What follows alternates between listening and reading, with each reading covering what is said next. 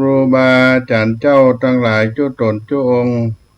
เจริญสุขเจริญธรรมจุงได้บังเกิดมีแก่ท่านสาธุชนพุทธบริษัททั้งหลายที่ได้สดับรับฟังธรรมะกันทางสถานีวิทยุในระบบคลื่น FM 104.50 เมกะเฮิรตซ์ธรรมะสถานีวิทยุคลื่นพระพุทธศาสนาและวัฒนธรรมวัดฝ่ายหินตำบลสุเทพอำเภอเมืองจังหวัดเชียงใหม่เมื่อค่ำยามเย็นวันนี้เป็นเวลากาละของวัดสลีโสดาพระอารามหลวงจังหวัดเชียงใหม่โดยอัตมาภาพท่านพระครูปัญญาสังฆการเป็นผู้มาดำเนินรายการมาพบกับพี่น้องท่านสาธุชนผู้ฟังทั้งหลายมากับสายฟ้าสายฝนน้ำฟ้าสายฝนก็มาท่าทางตกลง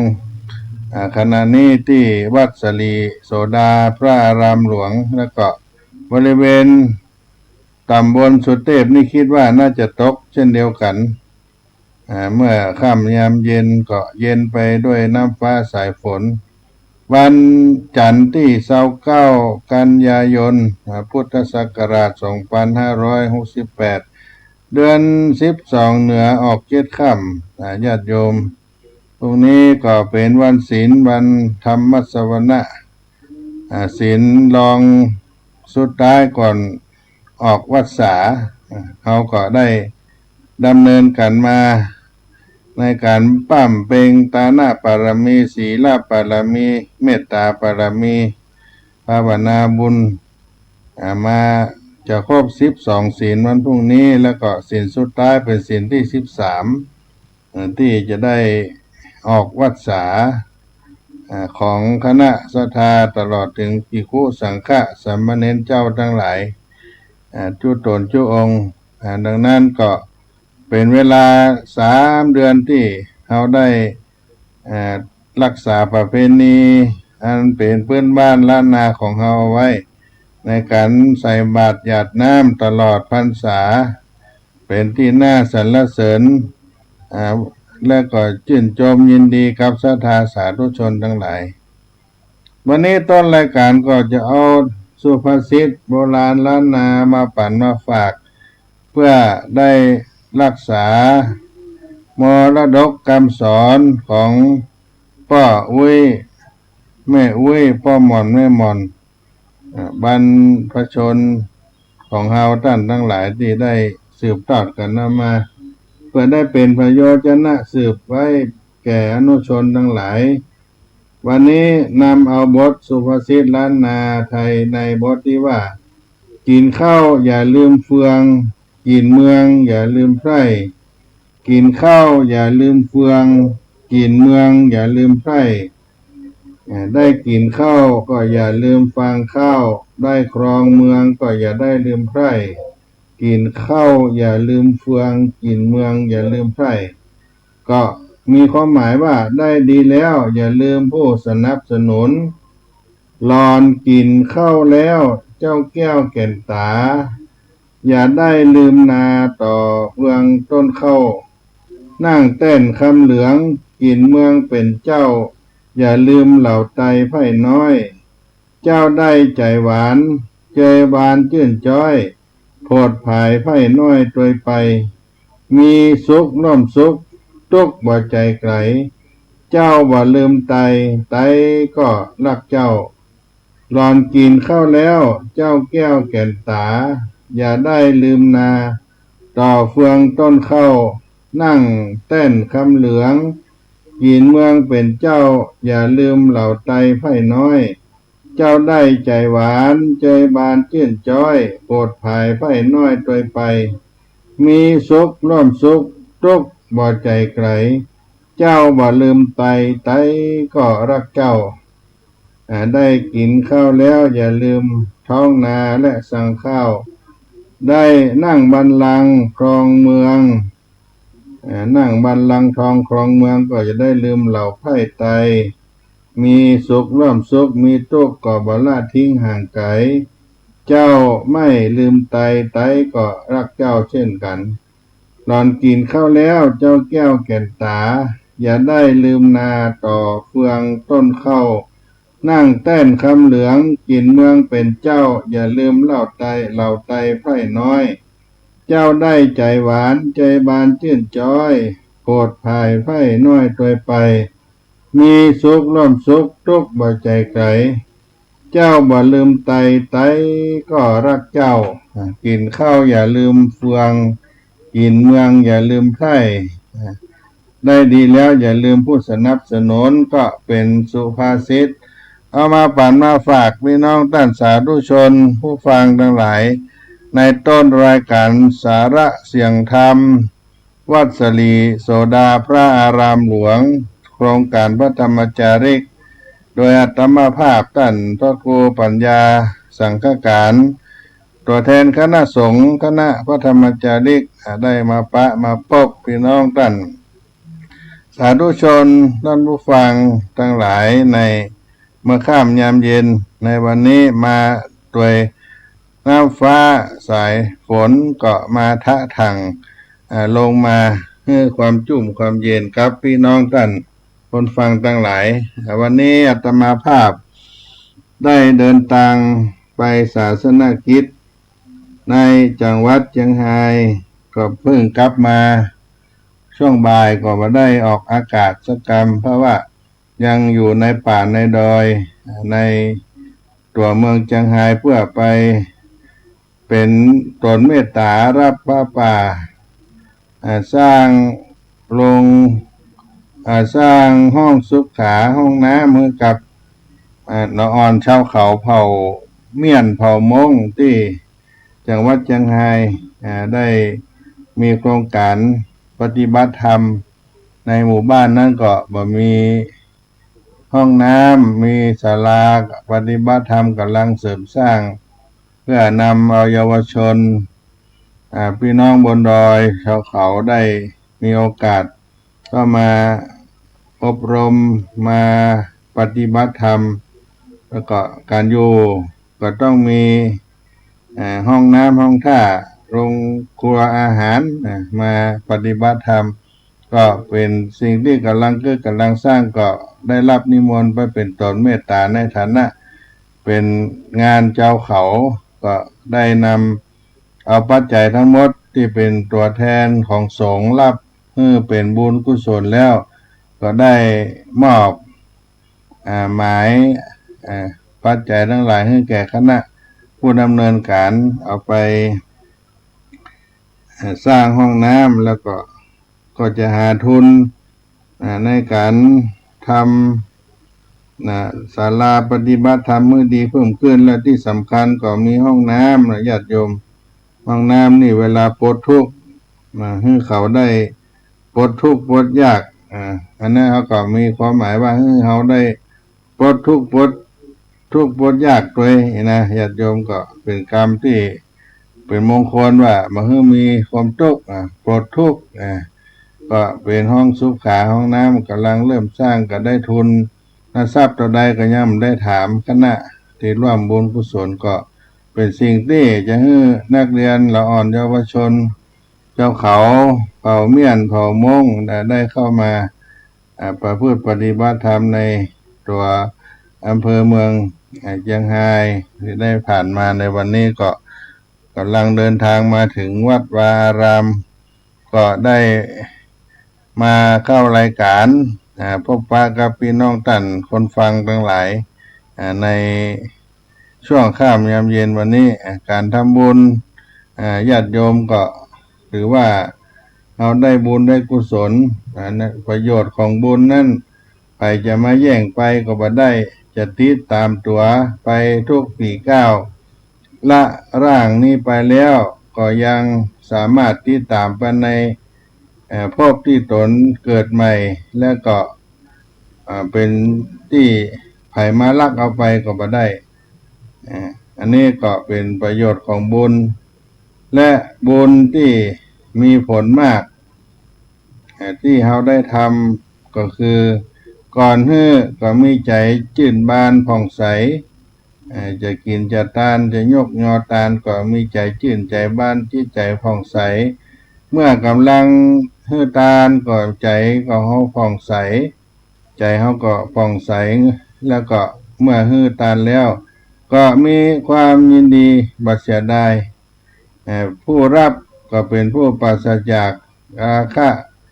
เป็นผู้ที่ปฏิบัติเพื่อลดละราคะผู้รับก็เป็นผู้ปราศจากโทสะหรือกำลังปฏิบัติเพื่อละโทสะผู้รับเป็นผู้ปราศจากโมหะหรือกำลังปฏิบัติเพื่อละโมหะก็เป็นบุญเป็นกุศลที่เราได้ทำบอกว่ากินทานอันใดคนที่ทำทานมากก็จะให้ผลให้เขาเป็นคนที่มีทรัพย์อุดมสมบูรณ์คนมีศีลจะทำให้อัตภาพที่ดีรูปร่างผิวพรรณงดงามบ่เป็นใบบอดหนวกมันมีหรือหน้าตาวิปริตบ่มีหน้าตาวิปริตน่าเกลียดน่าชังเป็นคนมีรูปผิวพรรณวรรณะงดงามมีเพราะว่ามีศีลถ้ามีภาวนาก็จะทำให้เป็นคนมีสติปัญญาเฉลียวฉลาดบ้าวิกลจริตเหตุนั้นพระพุทธเจ้าจึงสอนให้เราได้ทำทานศีลภาวนาให้ครบสมบูรณ์3อย่างจึงจะเป็นผู้พรั่งพร้อมด้วยการได้ให้ทานที่เราได้ครบ3ประการทานศีลภาวนาให้กับตัวเฮาที่ได้กินได้ทานเพราะนั้นวันนี้ได้ไปร่วมบุญกุศลก็หันว่าญาติโยมก็ตั้งอกตั้งใจทำบุญกุศลเพื่อเป็นที่เฮาท่านทั้งหลายได้ปรารถนาได้มีความสุขกายสบายใจญาติโยมช่วงนี้เขาก็ใกล้ออกพรรษาแล้วตั้งแต่เข้าพรรษามาญาติโยมก็ได้บำเพ็ญศีลทานภาวนาที่ได้กล่าวไปเข้าวัดสาก็หมายถึงพระสงฆ์อยู่ประจำที่ใดที่หนึ่งในช่วงฤดูฝนแล้วจะต้องยดเดินทางไปในที่ต่างๆและก็พักอาศัยอยู่หน้าที่ใดที่หนึ่งไปค้างแรมที่อื่นภายในเวลา3 เดือนคือตั้งแต่แรม1 ค่ำเดือน10เหนือไปจนถึงออก15 ค่ำเดือนเกี่ยงหรือเดือนเกี่ยงเปงและก็เป็นการเข้าอยู่จำพรรษา3 เดือนเข้าพรรษาซึ่งเจ้าล้านนาเขาก็มีวัดปฏิบัติกิจกรรมหลายอย่างที่แตกต่างไปจากคนไทยภาคอื่นซึ่งบ่ได้หมายเอาเฉพาะกิจของสงฆ์เท่านั้นแต่หากว่าชาวบ้านฆราวาสญาติโยมเฮาเองก็มีกิจอันเป็นส่วนของคฤหัสถ์เช่นเดียวกันในส่วนของวันเข้าวัดสาจะเริ่มเข้าวัดสาของพระสงฆ์ในวันแรม1 ค่ำเดือน10เหนือชาวบ้านเฮาจะถือเอาวันอาสาฬหบูชาวันเดือน10เพ็งหรือเดือน10เหนือออก15 ค่ำเป็นวันเข้าวัดสาของคณะศรัทธาญาติโยมก็ไปสิ้นสุดวันเดียวกันคือวันเดือนเกี่ยงเพ็ง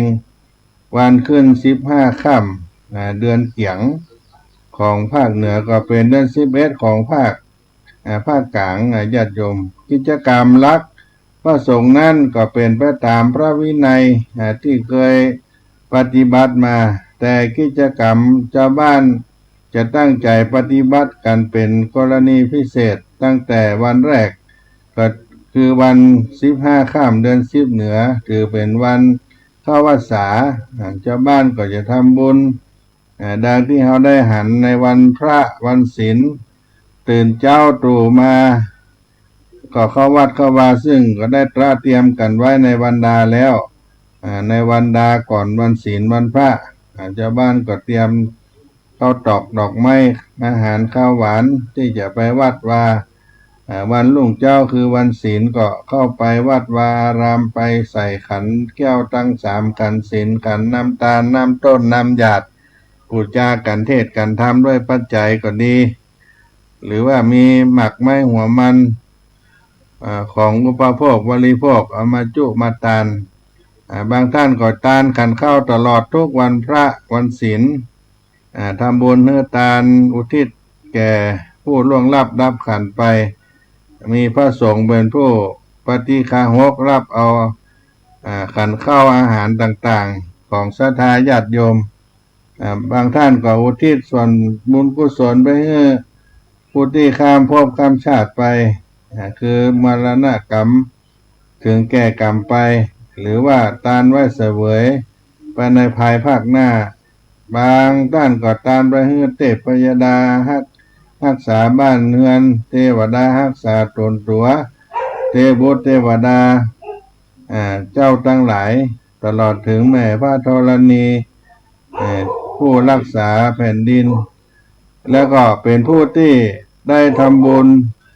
ให้กับผีตายเก่าหน้าเมินดวงวิญญาณญาติโยมที่เสียชีวิตไปมีพ่อแม่บิดามารดาเป็นต้นตลอดถึงผู้ได้ล่วงลับรับขันไปนี่ก็เป็นการทานอันพิเศษที่ศรัทธาญาติโยมสาธุชนพุทธบริษัททั้งหลายได้ประพฤติวัดปฏิบัติกันมาตลอด3 เดือนดังนั้นเป็นสิ่งที่เฮาท่านทั้งหลายได้กระทำกันเป็นการบำเพ็ญทานศีลภาวนาที่เกิดขึ้นกับตนตัวของเฮาเพราะฉะนั้นอย่างวันนี้เป็นวันแต่งวันดาเป็นวันที่ญาติโยมจะต้องเตรียมเข้าป่าอาหารเพื่อจะไปทำบุญเพื่อทานในวันพรุ่งนี้ก็คือวันพระวันธรรมสวนะซึ่งก็เป็นสิ่งที่เราได้บำเพ็ญกันมาตลอดพรรษา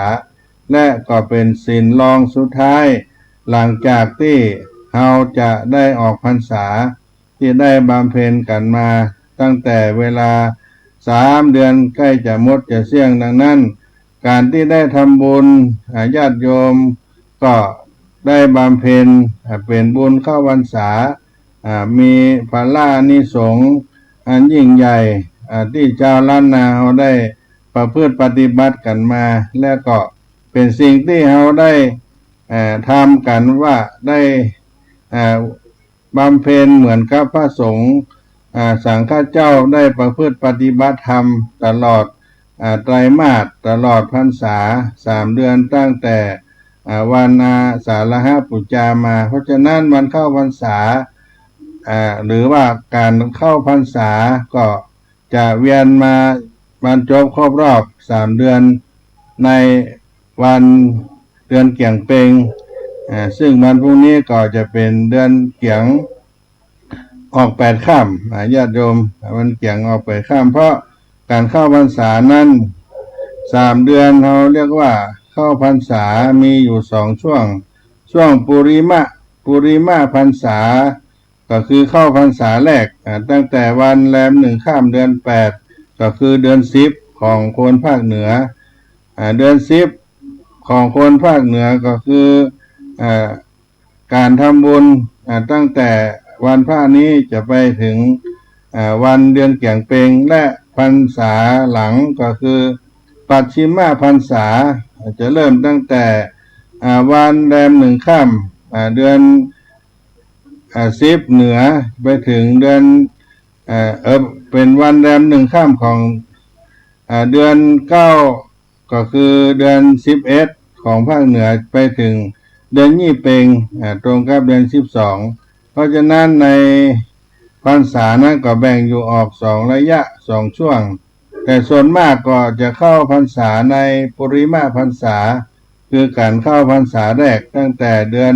10เหนือแรม1 ค่ำไปถึงเดือนเกี่ยงเปงและก็เป็นการทำบุญที่เราได้สืบทอดกันมาตั้งแต่ต้นเพราะว่าการเข้าพรรษานั้น3 เดือนก็มีตำนานประวัติที่พุทธองค์ได้ กล่าวให้ภิกษุสงฆ์ได้อยู่จำพรรษาเมื่อครั้งที่พระพุทธเจ้าประทับอยู่ที่วัดเวรุวันเมืองราชคฤห์พอถึงฤดูฝนพระภิกษุส่วนใหญ่ก็อยู่ประจำเช่นเดียวกันบอกว่านักบวชนอกพุทธศาสนาก็มักถือประเพณีปฏิบัติอยู่จำพรรษาตั้งแต่ก่อนพุทธกาลปรากฏว่า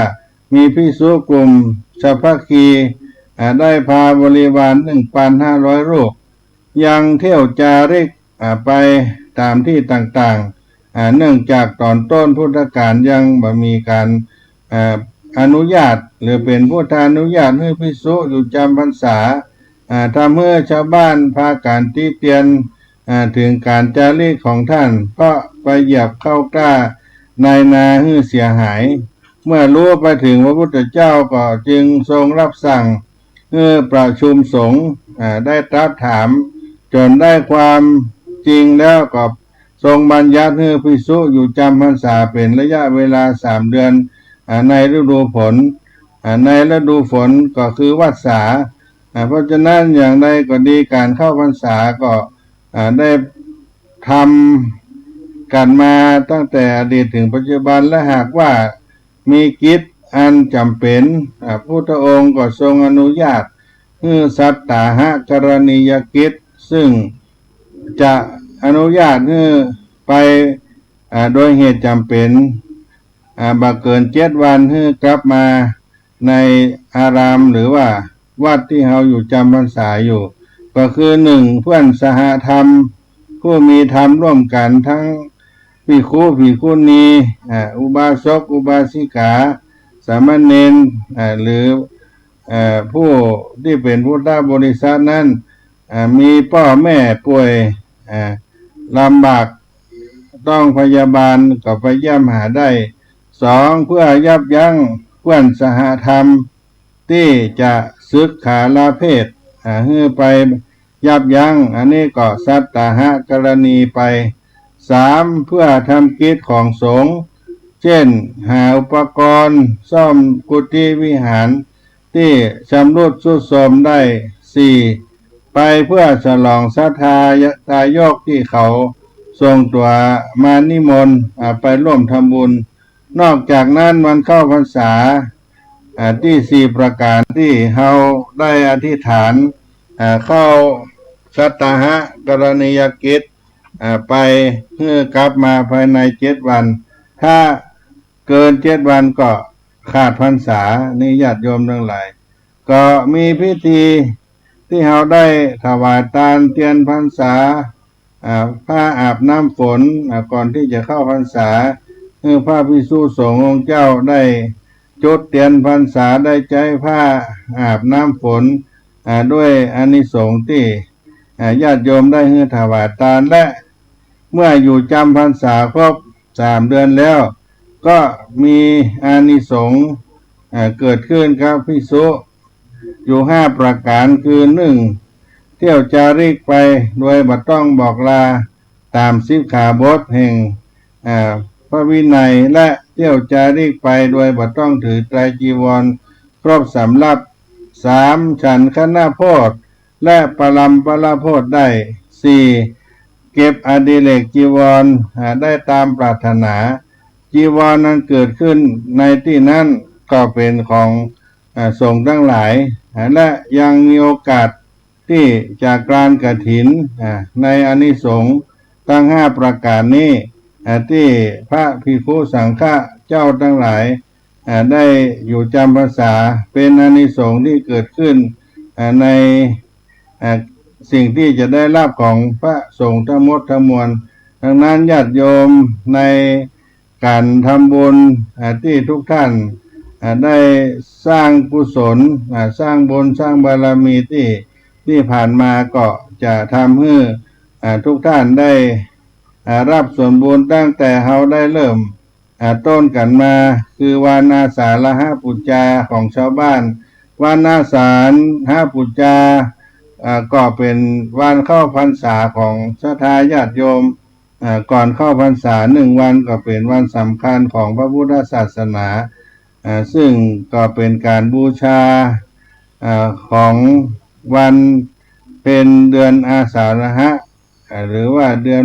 8ทางเหนือเขาเรียกว่าเดือน10เป็นวันที่พระพุทธเจ้าทรงประกาศพระพุทธศาสนาเป็นครั้งแรกหลังจากตรัสรู้ได้2 เดือนได้แสดงปฐมเทศนาโปรดพระปัญจวัคคีย์ทั้ง5ได้แก่พระโกณฑัญญะพระวัปปะพระพัทธิยะพระมหานามะพระอัสสชิที่ป่าอิสิปตนมฤคทายวันเมืองพาราณสีแคว้นมคธจนพระอัญญาโกณฑัญญะได้บรรลุธรรมขอบวชเป็นพระภิกษุรูปแรกในพระพุทธศาสนาจึงถือว่าวันนี้มีพระรัตนตรัยครบ3บริบูรณ์ครั้งแรกในโลกคือมีทั้งพระพุทธพระธรรมพระสงฆ์ก็คือพระพุทธเจ้าพระธรรมคำสอนของพระพุทธเจ้าพระสงฆ์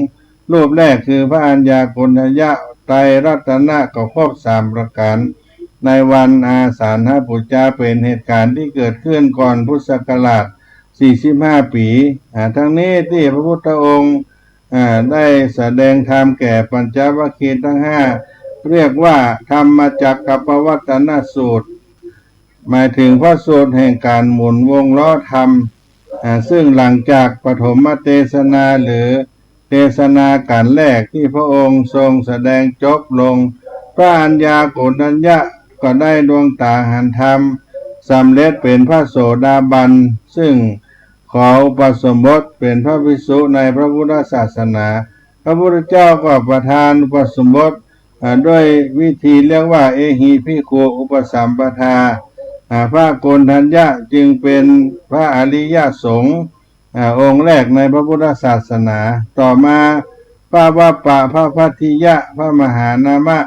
พระอัสสชิก็ได้ดวงตาเห็นธรรมและได้อุปสมบทตามลำดับสำหรับความสำคัญในพระธรรมเทศนาปฐมเทศนาในหลักธรรมนั้นมี2ประการ1มัชฌิมาปฏิปทาคือทางสายกลางเป็นข้อปฏิบัติที่เป็นกลางถูกต้องเหมาะสมที่จะให้บรรลุถึงจุดหมายไม่ใช่การดำเนินชีวิตเอียงสุดอยู่2อย่างหรืออย่างใดอย่างหนึ่งก็คือการหมกมุ่นในความสุขทางกายมัวเมาในรูปรสกลิ่นเสียงรวมความเรียกว่าเป็นการหลงเพลิดเพลินหมกมุ่นในกามสุขหรือกามาสุขัดลิกานุโยค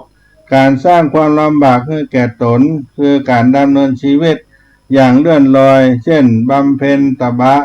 การทรมานตนคอยพึ่งอำนาจสิ่งศักดิ์สิทธิ์เป็นต้นซึ่งการดำเนินชีวิตแบบนี้ก็คือความทุกข์ที่ตนเหนื่อยแรงกายแรงสมองแรงความคิดเรียกว่าอัตตกิลมัฏฐานุโยคดังนั้นเพื่อเว้นห่างการ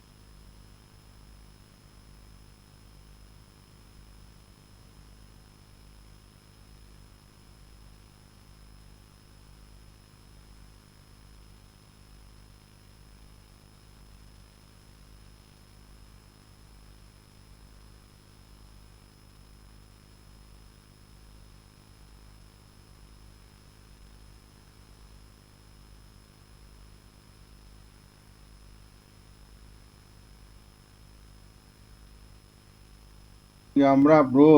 กล้าสู้หน้าปัญหากล้าเผชิญความจริงต้องเข้าใจในสภาวะโลกว่าทุกสิ่งไม่เที่ยง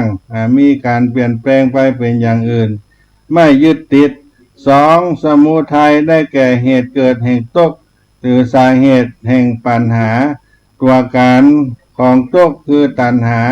หรือเส้นเชือกแห่งความอยากที่สัมพันธ์กับปัจจัยอื่นๆสี่สามนิโรธคือความดับทุกข์เริ่มด้วยชีวิตที่อิสระอยู่อย่างรู้เท่าทันโลกและชีวิตดำเนินด้วยการใช้ปัญญาสี่คือมรรคได้แก่กระบวนการวิธีการแก้ปัญหาอันได้แก่อริยมรรคคือองค์แปดที่ได้กล่าวไปข้างต้นนี้ก็เป็นสาระในวันอาสาฬหปุจจาที่เฮาท่านทั้งหลายได้อธิษฐานเข้าพรรษาและมีความสำคัญให้เฮาได้รำลึกถึงพระสัมมาสัมพุทธเจ้าตลอด3 เดือนที่เขาได้อธิษฐานพระสงฆ์ก็ได้อธิษฐานเข้าอยู่จำพรรษาไม่จาริกไปในที่อื่นๆตลอดฤดูฝนศรัทธาญาติโยมพุทธบริษัททั้งหลายก็มีโอกาสดีที่จะได้สร้างบุญบารมีให้กับตัวเองผู้ประพฤติธรรมย่อมอยู่เป็นสุขแต่เดิมในสมัยพุทธกาลพระพุทธเจ้าก็ได้ทรงบัญญัติพระวินัยให้สาวกอยู่ประจำเหล่าภิกษุทั้งหลายก็ออกเดินทางเผยแผ่พระพุทธศาสนาไปในที่ต่างๆบาย่อท้อต่อความหนาวความร้อนตั้งเป็นน้ำฟ้าน้ำฝนก็ไปอยู่เรื่อยๆต่อมาชาวบ้านทั้งหลายก็อ่านว่า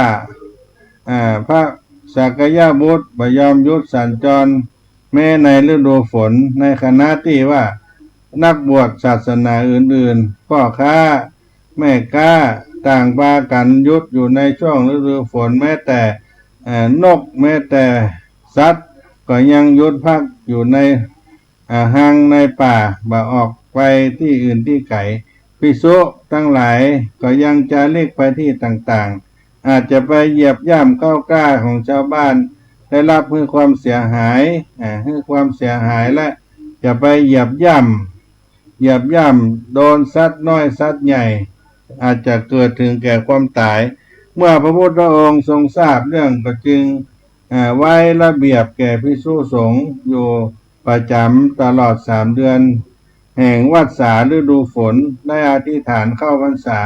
จะไปค้างแรมนอกเหนือจากอาวาสหรือที่อยู่ของตนแม้แต่คืนเดียวก็จะต้องมีเหตุจำเป็นดังกล่าวไปทั้ง4 ประการก็คือไปรักษาพยาบาลภิกษุพ่อแม่ที่เจ็บป่วยไประงับภิกษุอาจจะศึกขาลาเพศและไปธุระกิจของสงฆ์ไปสรรหาอุปกรณ์มาซ่อมแซมอาจจะมีกุฏิที่อยู่ที่พักมันมีการชำรุดอย่างนักโดยอุบัติเหตุสำคัญจำเป็นต้องไปหามาซ่อมมาแซมนี่ก็เดินทางไปได้และก็จำเป็นที่ทายกศรัทธาได้บำเพ็ญกิ่งใหญ่ตานหลวงได้อาราธนาไปก็4 ประการนี้ก็คือสัตตหกรณีก็คือไปค้างที่อื่นได้โดย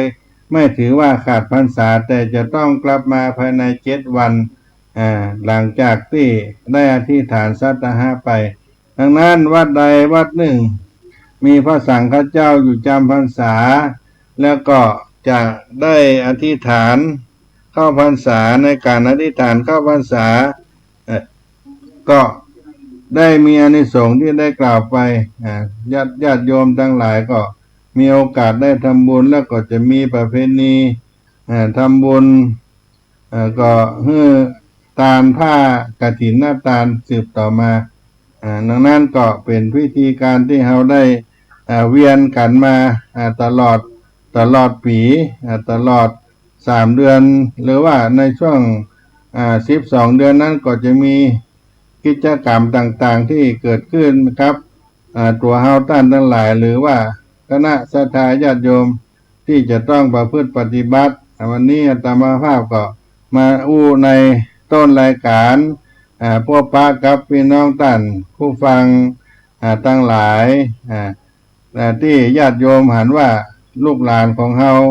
อาจจะได้เข้าบวชอยู่ในพรรษา3 เดือนมีใจศรัทธาในการบวชแล้วก็จะได้สืบทอดอายุพระพุทธศาสนาได้สนองความประสงค์ของคุณพ่อคุณแม่ก็ได้มาศึกษาพระธรรมพระวินัยและได้มาฝึกกายใจว่าจะให้งามขึ้นแล้วเจ้าภาพที่ได้เป็นเจ้าภาพบวชพระบวชเนนก็เป็นผู้ที่ได้รับอานิสงส์ถ้าได้เกิดเป็นมนุษย์ก็เกิดเป็นมันในตระกูลในสมาธิและได้เกิดที่รุ่งเรืองมีศีลสมาธิปัญญาในสถานที่นั้นและก็ได้รับการยกย่องของมนุษย์และเทวดาทั้งหลายผิวพรรณวรรณะก็จะผ่องใสย่อมได้ดวงตาหันธรรมบรรลุมรรคผลนิพพานโดยง่ายพระพุทธองค์ก็ได้ตรัสไว้ให้เจ้าภาพที่ได้เป็นผู้ออกศรัทธาไม่ออกศรัทธาก็ได้รักษาได้ทานในประเพณีที่ได้สืบกันมาเพราะเขาได้บำเพ็ญทานศีลภาวนาทานน้ำไมบุญสำเร็จด้วยการบริจาคทานบุญสำเร็จด้วยการรักษาศีลศีลละไมและภาวนาไมตั้งใจบำเพ็ญกุศลบุญราศีที่เขาได้ตาม3 ประการนี้แล้วก็ยังจะเป็นการเจริญวิปัสสนากรรมฐานให้สูงขึ้นไปการบำเพ็ญของพุทธบริษัททั้งหลายมีอานิสงส์อันประเสริฐถ้าหากว่าได้กล่าวถึงบุญญาราศีที่ท่านทั้งหลายได้ทำหันว่าเป็นสิ่งที่เขาได้ดำเนินรอยตามพุทธองค์ที่ได้ตรัสไว้แล้วว่าพุทโธอัปปมาโรธัมโมสังโฆอัปปมาโนพุทโธอัปปมาโนธัมโมอัปปมาโนสังโฆอัปปมาโนคุณของพระพุทธเจ้าพระธรรมพระสงฆ์ก็ดีหาประมาณก็ได้ที่บรรดาพุทธบริษัททั้งหลายได้เอามาเป็นไตรสรณะเป็นที่พึ่งเป็นที่บูชาเป็นพุทธบูชาธรรมบูชาสังฆบูชาคำว่าบูชาก็แปลว่าการยอมรับนับถือซึ่งกันและกันเป็นอันว่าบรรดาพุทธบริษัทเราท่านทั้งหลายมีความนับถือในพระพุทธเจ้านับถือในพระธรรมนับถือในพระสงฆ์หรือพระอริยสงฆ์จึงได้ตกลงบำเพ็ญบุญราศีที่มีทานศีลภาวนาตามที่พระพุทธองค์คือพุทธเจ้าพระองค์ทรงได้แนะนำไว้แต่การบำเพ็ญกุศลของศรัทธาญาติโยมทั้งหลายในสำคัญในพระพุทธศาสนาของเขานั้นมีอุบาสิกาผู้บำเพ็ญกุศลสำคัญท่านหนึ่งเป็นแบบเป็นตัวที่เป็นตนคนที่ทำให้เขาได้เอาต้นแบบก็คือมหาอุบาสิกาคือนางวิสาขามหาอุบาสิกาซึ่งนางวิสาขามหาอุบาสิกานั้นเกิดมาในชาตินี้มีกรณีเป็นพิเศษที่องค์พระสัมมาสัมพุทธเจ้าทรงยกย่องว่าพระนางวิสาขามหาอุบาสิกานั้นผู้เป็นผู้มีปัญญาเลิศมีปัญญาประเสริฐมาตั้งแต่อายุสมัยตั้งแต่7 ขวบมาญาติโยมทั้งหลายเมื่อองค์สมเด็จพระสัมมาสัมพุทธเจ้าจะเสด็จไปถึงเมืองสาเกตอันเป็นสถานที่ของบ้านของนางวิสาขาอยู่ในการต้อนรับพระพุทธเจ้าเป็นบรมครูพ่อแม่ก็ได้มอบหมายให้วิสาขาซึ่งเป็นเด็กน้อยเมื่ออายุเพียง7 ปี7 ขวบจัดการเรื่องในการรับรององค์สมเด็จพระสัมมาสัมพุทธเจ้าแต่เพียงผู้เดียวนางวิสาขาก็สามารถจัดการได้เรียบร้อยทุกประการการที่พระพุทธองค์เสด็จไปในเวลานั้นไม่ใช่ไปแต่พระพุทธองค์ตนเดียวรูปเดียวองค์เดียว ไปมีพระสงฆ์ที่ตามไปเป็นจำนวน500 รูปนางก็จัดการถวายการต้อนรับด้วยดีและอีกประการหนึ่งนางวิสาขานี้พระพุทธองค์กล่าวว่าเป็นหญิงที่มีความร่ำรวยเป็นกรณีพิเศษคือว่าตระกูลนี้จะจัดว่าเป็นมหาเศรษฐียิ่งกว่าเศรษฐีใดๆจะนับเงินเป็น80 โกฏหรือ160 โกฏนั้นบ่ได้ต้องนับกันเป็นเล่มเกวียนเป็นลำล้อลำเกวียนญาติโยมเป็นแสนเป็นล้านโกฏเล่มเกวียนอย่างนี้เป็นต้นตัวอย่างที่พระพุทธองค์ทรงกล่าวว่าเธอทำบุญพิเศษเข้ามาไว้ในหลังจากนั้นคือองค์สมเด็จพระสัมมาสัมพุทธเจ้าทรงยกย่องพระนางวิสาขามหาอุบาสิกาว่าเป็นเบญจกัลยาณีคือว่าเป็นแม่หญิงที่มีความเป็นผู้มีรูปงามมีรูปงามว่าเป็นนางงาม5 อย่างตามพระบาลีกล่าวว่าผมงามงามผมสมภักลักษณา2อดถาจิ้มลิ้มดูพริ้มเพลา3งามทนยนปังดังสังขัด4ผิดทัดกันนิกางามราศี5คลอดบุตรสักเท่าไหร่วัยยังดีก็หมายความว่าผมของนางวิสาขาจะหวีหรือบหวีจะจะสางหรือไม่ก็ตามผมจะเรียบร้อยสะอาดดูงามตลอดเวลาบหวีก็เหมือนหวีตามมาท่านว่าโอดถาลิ้มจิ้มลิ้มดูพิมพ์เทาก็หมายความว่าลิ้มฝีปากของนางวิสาขาเรียบสนิทบ่มีเรี้ยวบ่มีรอยและก็แดงเลือดกำลังสวยพอดีข้อที่3ผิวทัดกันนิกางามราศีก็หมายความว่าพิษของนางวิสาขาผิวของนางวิสาขานี่ผิวของพระนางวิสาขานี่จะงดงามเกลี้ยงเกลาบ่มีสิ่งที่ตำหนิบ่มี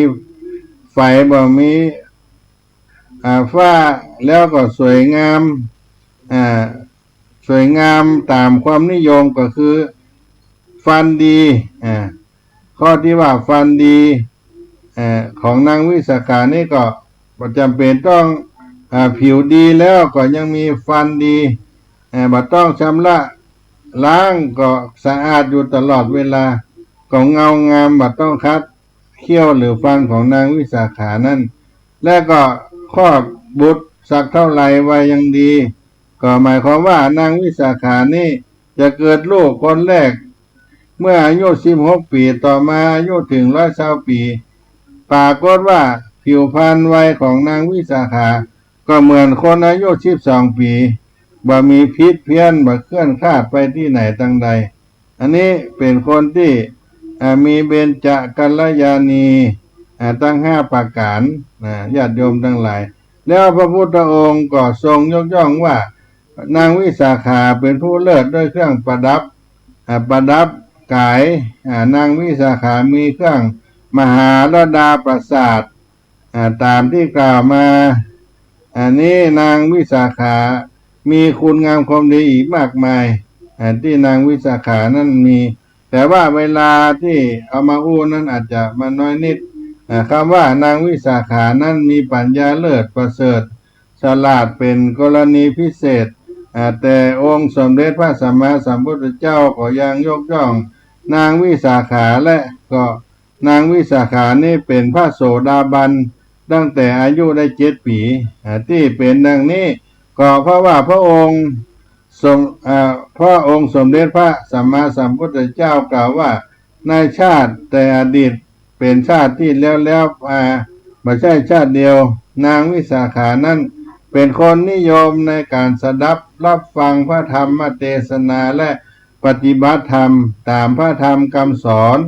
ขององค์สมเด็จพระชินวรพระบรมศาสดาเป็นเหตุการณ์อบรมธรรมอย่างนี้องค์สมเด็จพระสัมมาสัมพุทธเจ้าพระองค์ก็กล่าวว่า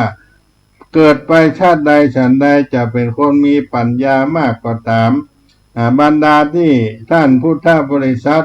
สดับพระธรรมเทศนาของพระพุทธเจ้าที่พระสงฆ์นำมาแสดงนำไปประพฤติปฏิบัติต้านธรรมเช่นใดนางวิสาขาก็ทำเช่นนั้นก็เพราะอาศัยว่าการฟังธรรมก็ให้เกิดปัญญาศรัทธาญาติโยมทั้งหลายแต่ว่าปัญญาของพระนางวิสาขาก็นักมาในด้านการกุศลของกุศลจึงเป็นปัจจัยให้คนได้เป็นจะกัลยาณีข้อนี้ที่พระพุทธเจ้าได้ตรัสและการเกิดของนางวิสาขานิยมในการบำเพ็ญทานของการกุศลเพราะอาศัยการฟังธรรมทำให้เกิดศรัทธาเป็นอันว่าการครั้งหนึ่งสมัยพระพุทธกัสสปะสัมมาสัมพุทธเจ้าในเมื่อสมเด็จพระพุทธกัสสปะพุทธเจ้าเสด็จดับขันธ์ปรินิพพานไปแล้วแต่ว่าศาสดาของพระองค์สมเด็จพระประทีปแก้วยังอยู่เหมือนกับศาสนาของพระองค์สมเด็จพระสัมมาสัมพุทธเจ้าผู้เป็นประทีปแก้วยังอยู่เช่นเดียวกันต้านกล่าวว่าวันหนึ่งนางวิสาขามหาอุบาสิกาเวลานั้นบ่ใช่คนร่ำรวยมากมายยิ่งนักแต่อยู่ในเกณฑ์ว่ารวยเพราะผลของทานกองการกุศลที่ทำมาในชาติปางก่อนวันหนึ่งเพื่อนทั้งหลายปากันมาชวนแนะนำว่าจะไปฟังธรรมในพระพุทธศาสนาของพระพุทธเจ้าซึ่งบรรดาพระสงฆ์ยังมีอยู่นางวิสาขานั้นอาศัยที่มีความเลื่อมใสในศาสนาของพระสัมมาสัมพุทธเจ้าพระบรมครูของเรานี้ก็ไปด้วยแต่ว่าการเดินทางไปคราวนั้นยังบ่ไปถึงที่จะได้ฟังธรรมฟังเทศน์นางก็หันรูปหล่อขององค์พระบรมโลกเชษฐ์ที่เขาปั้นไว้คือพระพุทธรูปที่เขาปั้นไว้ในอาคารที่มุงที่บังอาคารที่มุงที่บังเขาปั้นไว้กลางทางสำหรับคนไปมาจะได้กราบไหว้และลึกถึงอาคารที่มุงบังหลังคาก็พุปรากฏว่าพระพุทธรูปองค์นั้นก็แตกผิวก็แตกเป็นเลี้ยวเป็นรอย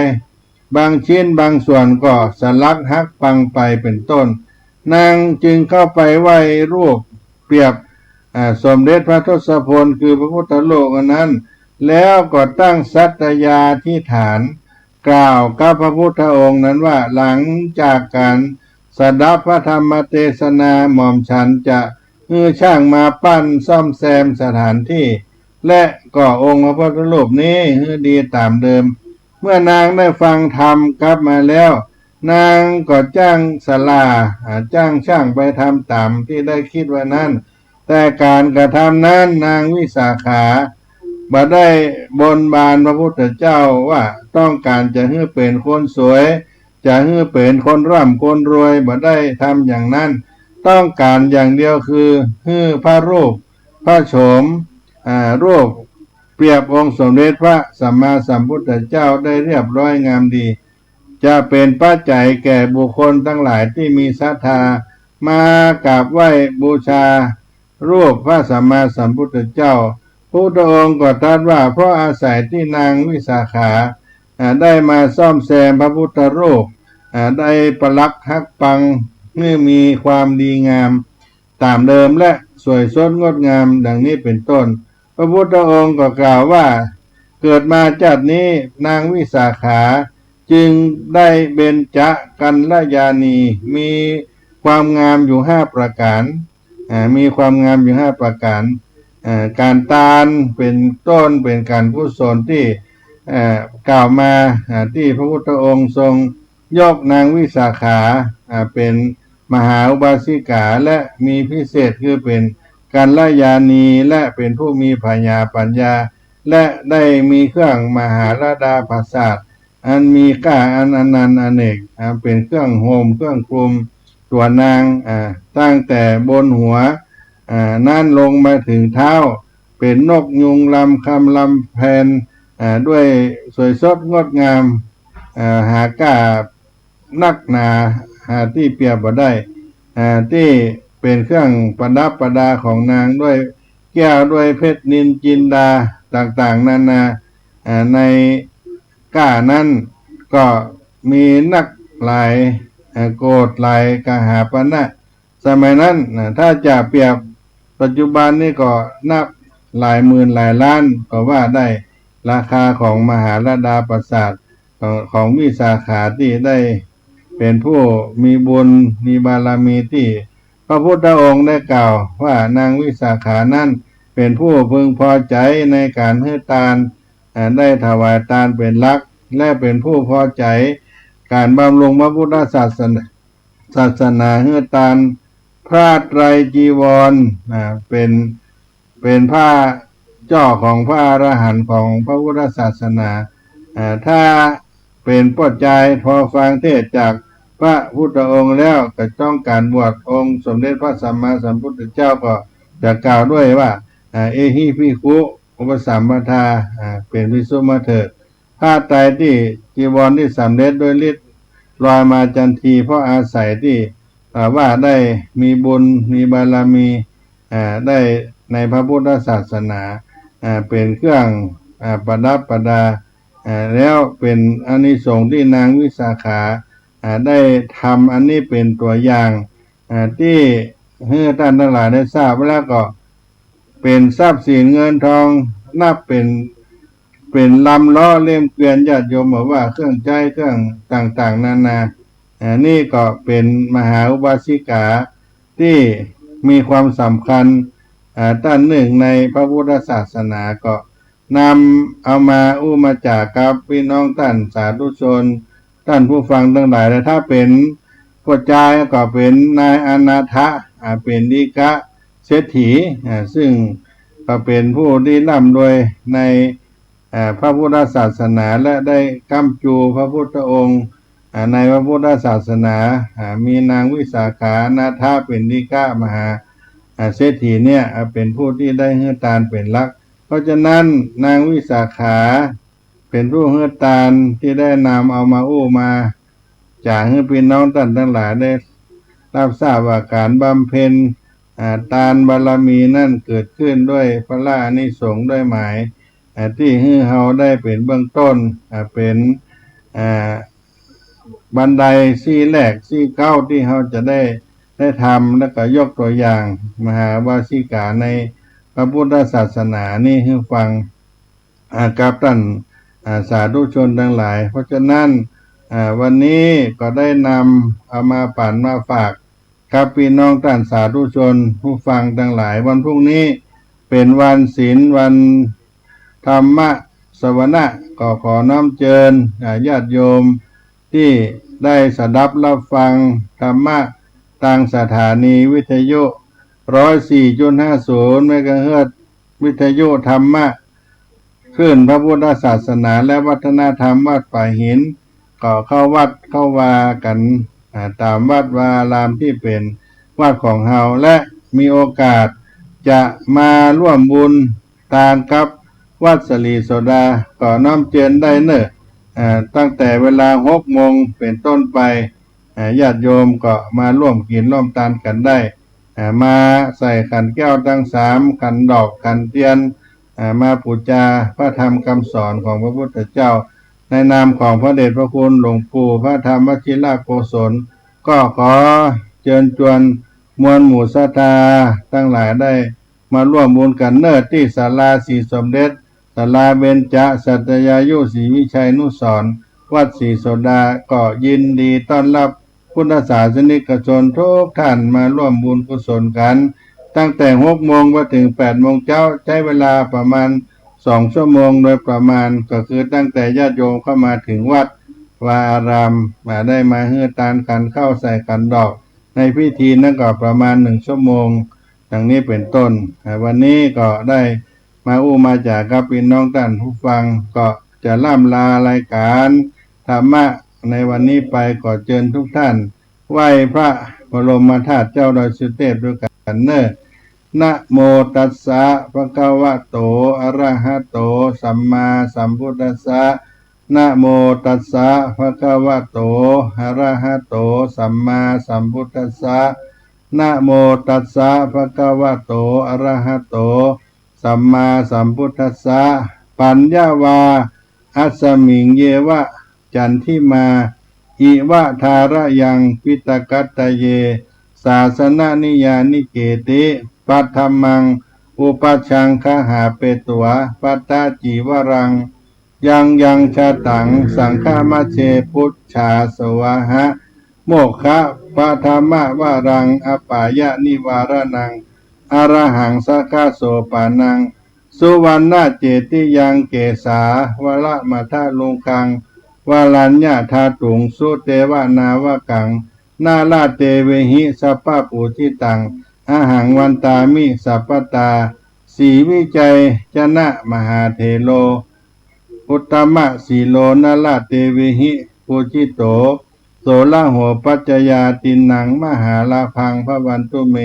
อหังวันตามิสัพพตาอหังวันตามิศีลสาอหังวันตามิสัพพโสขอให้ผู้ฟังทั้งหลายได้มีโจกมีใจกันต้นหน้าจัตตาโลธรรมาวัฏันติอายุวันโนสุขังปะลัง